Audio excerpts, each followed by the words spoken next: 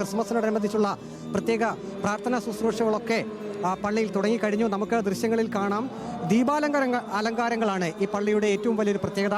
ക്രിസ്മസിനോടനുബന്ധിച്ച് വലിയ ദീപ അലങ്കാരങ്ങളാണ് ഈ പള്ളിയിൽ ഒരുക്കിയിട്ടുള്ളത്.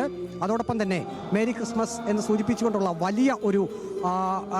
വലിയൊരു ക്രിസ്മസ് നക്ഷത്രമൊക്കെ ഇവിടെ തൂക്കിയിട്ടുണ്ട്. ഭക്തർ ഇവിടെയുള്ള വിശ്വാസികളും എല്ലാം തന്നെ ഇപ്പോൾ പള്ളിക്കകത്തേക്ക് കയറിയിട്ടുണ്ട്.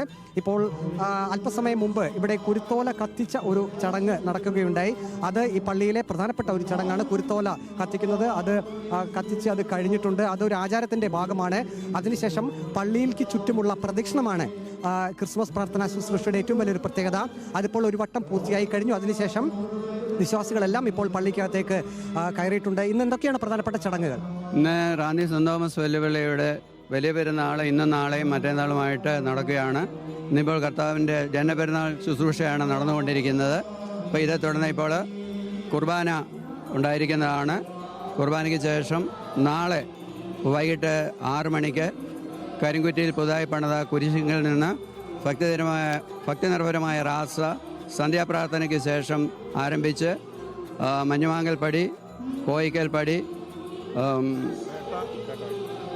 പ്രാവശ്യത്തെ ക്രിസ്മസ് എങ്ങനെയാണ് ആഘോഷിക്കുന്നത്? വളരെ വിപുലമായിട്ടുള്ള ആഘോഷം തന്നെയാണോ?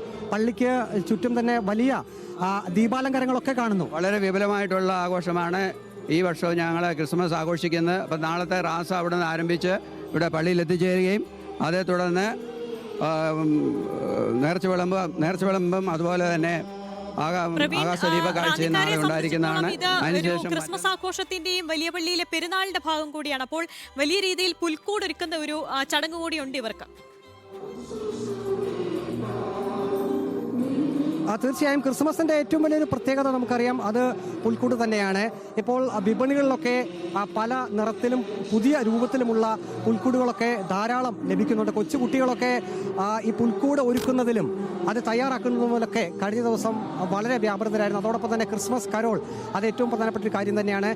റാന്നിക്കാരെ സംബന്ധിച്ച് മാത്രമല്ല, ജില്ലയിലും എല്ലാ ദേവാലയങ്ങളിലും ഇപ്പോൾ പ്രാർത്ഥനാ ശുശ്രൂഷകൾ നടക്കുന്നുണ്ട്. ഇന്ന് 6:30 മുതൽ വൈകിട്ട് 8 മണി വരെയാണ് പ്രാർത്ഥനാ ശുശ്രൂഷകൾ നടക്കുന്നത്. പ്രധാനപ്പെട്ട വൈദിക ശ്രേഷ്ഠരുടെ സാന്നിധ്യത്തിലാണ്, അവരുടെ മുഖ്യ കാർമ്മികത്വത്തിൽ കൂടിയാണ് ഈ പ്രാർത്ഥനാ ശുശ്രൂഷകൾ നടക്കുന്നത്. അത് നമുക്ക് ക്രിസ്മസ് എന്ന് പറയുമ്പോൾ നമുക്കറിയാം, അതൊരു സന്തോഷത്തിന്റെയും ഒപ്പം തന്നെ ആ ഒരു സാഹോദര്യത്തിന്റെയും ഒക്കെ ഒരു വലിയ പ്രതീകം തന്നെയാണ്.